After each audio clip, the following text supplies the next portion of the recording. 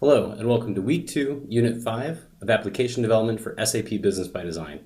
In this unit, we'll look at tracing and debugging. Now, as we write our code, it may not always work how we want it to be. And we also might just want to see what the logic is doing and make sure that it's working correctly.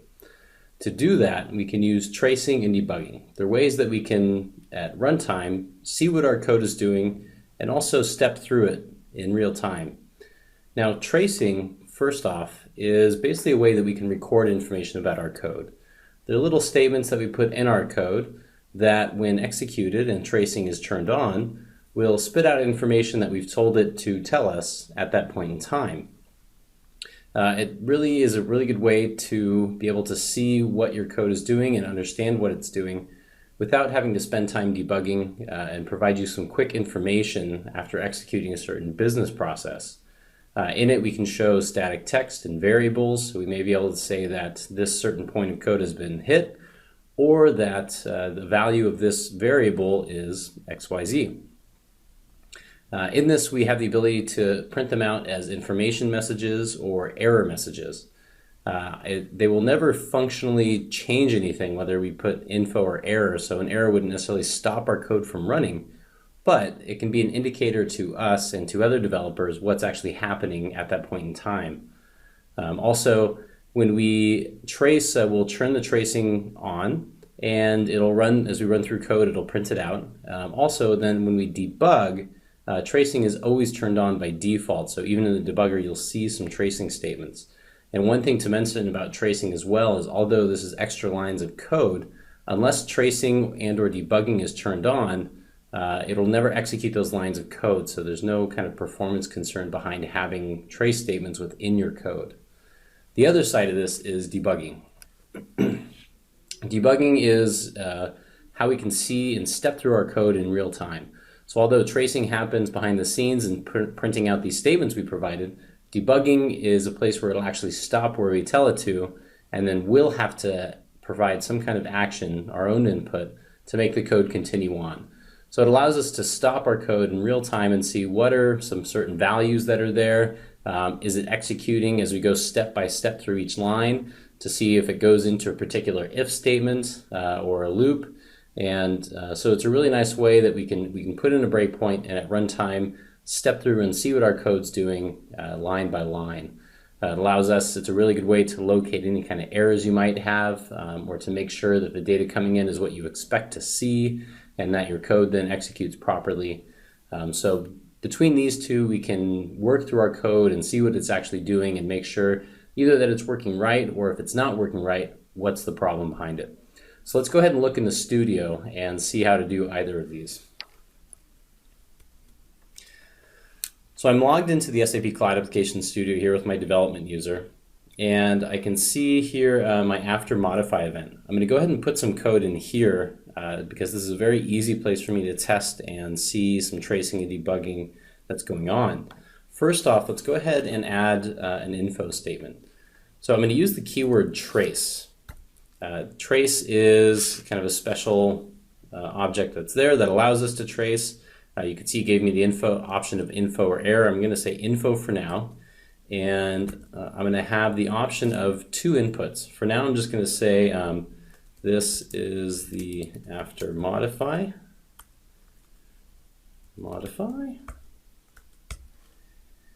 and then we'll also add an error statement. And let's go ahead and do this in our bonus rate here on the case of when bonus rate is less than 0. So I'll say trace again, but this time I'm going to say error. And I'm going to put two inputs here. First time I'm still going to put some static text. I'm going to say bonus rate is, add a space, and then I'm going to put a comma, and now I have the option to put a second string. Now, this expects strings, and obviously I could have different types of variables that are numbers or dates or an indicator like a Boolean value, but every single, anything that we have, we can always do a toString. So for example, this dot bonus rate dot, and if I say control space, you can see it gives me a round to string or a toString function. I didn't have to implement these. They're part of the framework that's in place. I'm just going to go ahead and say toString and then close this off. So it's going to take that number, the bonus rate number, and actually translate it into a string, which will allow us to put it in the trace statement and execute it. Let's go ahead and save and activate that. Now I can run these tracing and debugging sessions either for really any user, whether it's this user itself or another user. And since I want to test with a business user, I'm going to go ahead and tell it to do that. I'm going to go up to Administration and go to Options and Settings. In here, I'm in the SAP General tab. We already worked with the connectivity, but I'm going to go ahead and go to the second to last one, Debugging and Tracing. Now in here, I can maintain what user I want this to debug for or not. If I leave this checkbox unchecked, that means it's going to debug for my user, the user that I'm logged into the studio with. If I want to provide a different user, I can select this checkbox and give it a name. So I'm going to put in sales 01P,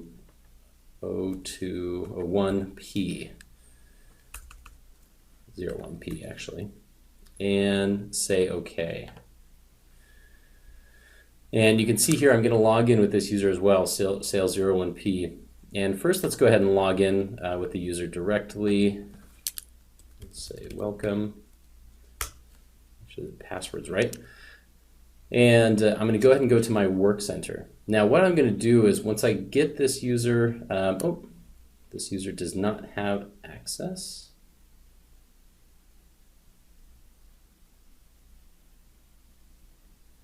I'm going to go ahead and log off and we'll change users actually. We'll put it back to sales 02P, which will have access.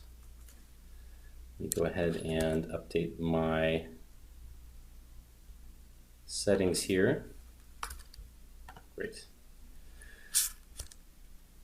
Now this user has access to my bonus plan. Now I'm going to first get for tracing, I'm just going to go ahead and go directly to a bonus plan and get right about to the point where I'm going to execute this code where I put my trace statements, which for us is our after modify. So I have a bonus plan open. In the studio, I'm going to go ahead and hit this record button.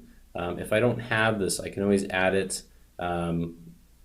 either through the view and be able to pull up my Trace Explorer and other details, or I can make sure that if I right click, you can always manage your toolbar from here and select what you want. So I have the debugging toolbar. I'm going to go ahead and hit this little record button, the red circle, and it tells me that it's running the trace, so that's great. We'll say OK. Now I'm going to go ahead and execute the after modify and make sure that I have a negative rate. Let's go ahead and say OK. So now I've put in a negative rate, I triggered a modification. Let's go back to the studio and hit the stop button. So now a trace has actually occurred and we want to see what the output was. Now there's a little kind of movie clacker icon here, which is our Trace Explorer, and if I open that up, you can see that a trace was actually completed for that user. And if I select this and again open this, it tells me, okay, there was at least an error that happened in the after modify. Let's open this up here. And so it should have already hit our info statement. And if you see here, there's some other information that tells me what's the general ID of the object. You can see it gets a retrieve for another object, which is our employee, through the association. So it's telling us some general info about the object itself, but more importantly, you can see there's this user-defined trace command. Let's go ahead and open that a little bit and open the name field. So you can see that this is the after modify, which is the statement I first put in, the info statement, shows that it's information. And then remember, we put in our trace error statement here, and that is number 3. So again, a user-defined trace command, and this time it says bonus rate is, and then shows me -10, which is the value we entered. So that's correct. That's what I want to be seeing, and that means that my trace is executing.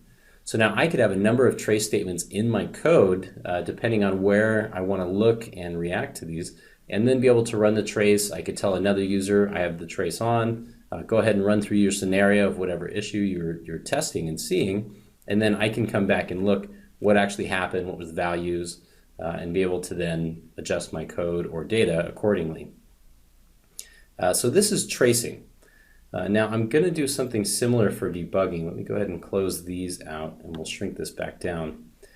Now, as I put that in the administration, when I said enable trace and debugging for this specific user, not only would it work for tracing, but of course debugging. So now I can also run the same thing with this user using our debugger. So I can set breakpoints within my script files by just hitting this little gray bar, and it'll show a little red dot. That means I now have a breakpoint in place, and that's what these are, breakpoints. And this is where the debugger is going to know where to stop. This time I'm going to hit the little green arrow, the start debugging. It's going to tell me that it's debugging for this user. And then I can now ask this user to log in and test. So I'm going to go ahead and hit refresh here. And I want this to refresh. It should show this user that there's some tracing or debugging going on. Sales 02P. And I'll go through and run through the scenario again. Now this time it should actually stop on my code. So let's go ahead and put in -10 again. Let's close this.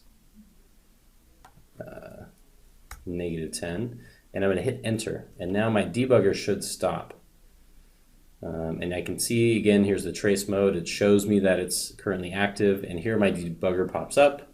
It tells me that it's in the after modify method. I can see the code. And so here's what where my code is. This little yellow line tells me where I'm currently executing, or what line is being executed. Also, I can see some info down here about the actual object, some values of different variables. So this, remember, is always the particular node of that business object that we're in that's being executed for the script file, which in our case is the root of our bonus plan. So I can see info about this object, all the variables that are there. Notice how I can't get down to any subnodes or associations. So we have an employee association, but it doesn't actually show me that here.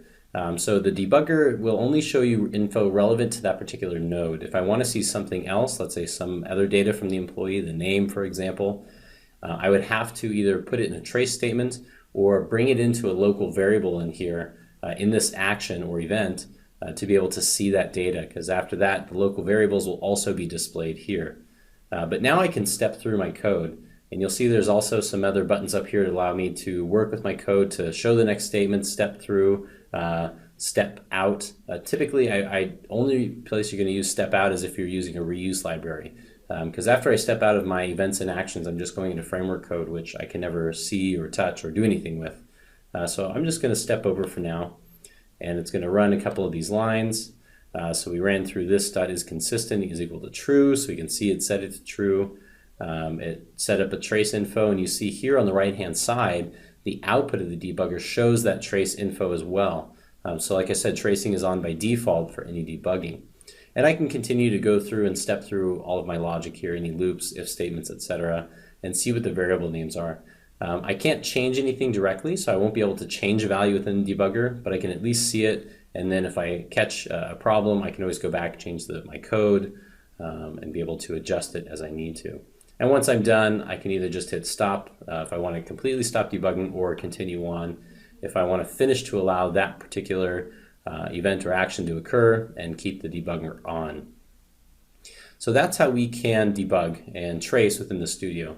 Gives us a great way to be able to see what our code's doing, to be able to work with it, adjust it as we need to, maybe see if there's a problem actually with data. That's a very common issue that could occur. It might just be, especially in a test system, that you have some funky data and it's not actually your code that's having a problem. And debugging is a great way to be able to catch that, or even tracing. So this is tracing and debugging. That ends it for week 2. In week 3, we'll be looking into UI, or user interface, and extensibility. So thank you very much.